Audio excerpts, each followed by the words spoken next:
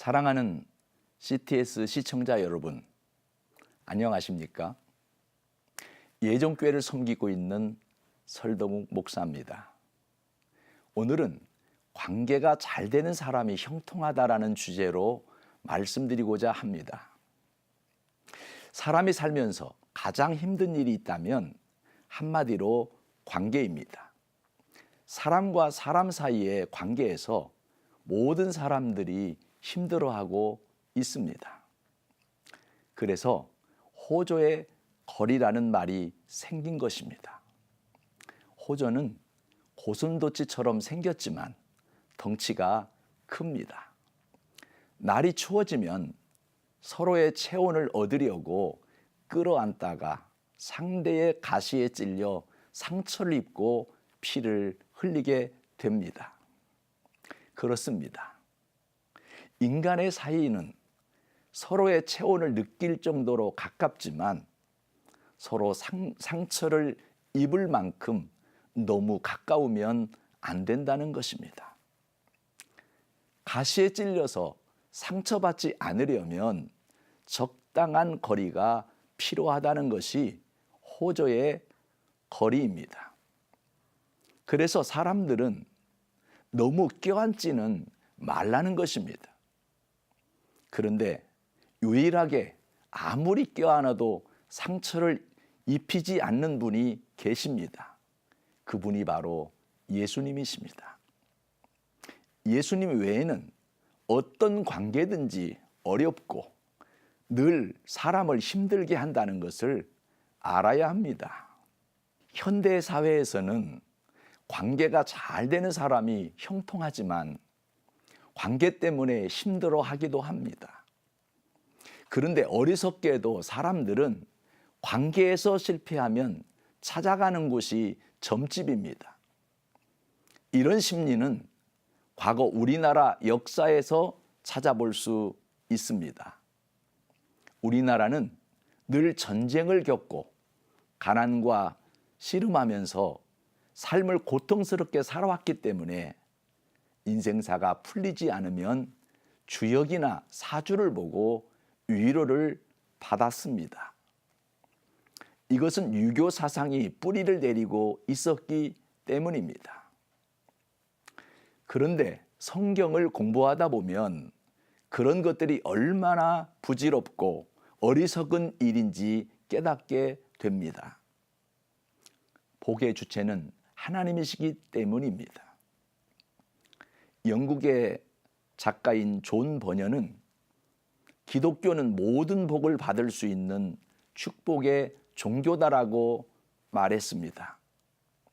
실제로 미국이나 영국, 독일, 프랑스, 이탈리아 등 세계 경제를 잡고 있는 대부분의 나라가 기독교 국가입니다. 하버드 대학의 경제학자인 로버트 베로 교수는 세계 60개국을 꾸준히 조사한 결과 잘 사는 나라일수록 예배를 성공적으로 드리고 있음을 발견하기도 했습니다. 과거에는 가난에 시달리던 우리나라가 세계적으로 경제 대국이 될 수 있는 것도 우리나라가 선교사들을 통해 기독교를 받아들이고 예배에 성공하고 있었기 때문입니다. 과거에 우리보다 더 잘 살던 그 나라가 하나님을 멀리함으로 지금은 형편없이 사는 나라가 많이 있습니다. 중국 같은 나라는 관시가 중국 사회를 움직이는 실제적인 시스템이자 동력이 되고 있습니다. 중국에서의 관시는 단순히 개인과 개인을 규정짓는 것이 아니라 국가의 경영이나 경제 시스템의 관계를 이루는 실체이기도 합니다. 누구의 사람이라는 것을 가장 중요시하고 있는 나라가 중국입니다. 그래서 인맥을 바탕으로 정부 조직이나 경제 시스템이 형성되고 있는 것입니다. 우리가 사람을 만나보면 그 사람이 복을 받을 사람인지 아닌지 금방 알 수 있습니다.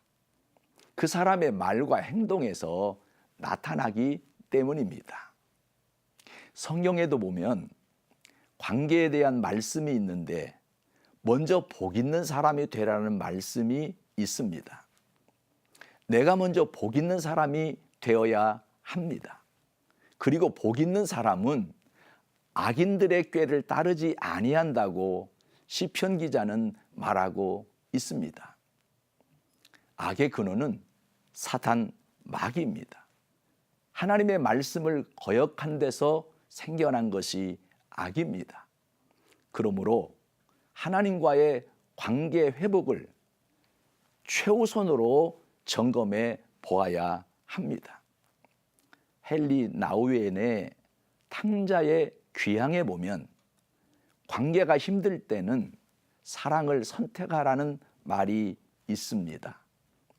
미움을 선택하지 말고 사랑을 선택하라는 말, 이것이 관계 회복의 키워드입니다. 그러나 무신론자는 악인이기에 관계가 힘들 때 사랑 대신 미움을 선택합니다. 이런 악인을 성경은 오직 바람에 나는 겨와 같다고 말하고 있습니다. 히틀러가 600만 유태인을 학살한 것도 그렇고 공산당들이 수천만 명의 자기 동족들을 죽인 것도 사랑 대신 미움을 선택했기 때문에 그렇습니다. 우리 인생의 형통한 길은 길이요 진리요 생명이신 예수님밖에 없습니다. 올 한 해 예수 잘 믿어서 복 있는 사람이 되고 예수님과의 관계가 회복되어 형통한 삶을 누리시기를 주님의 이름으로 부탁드립니다.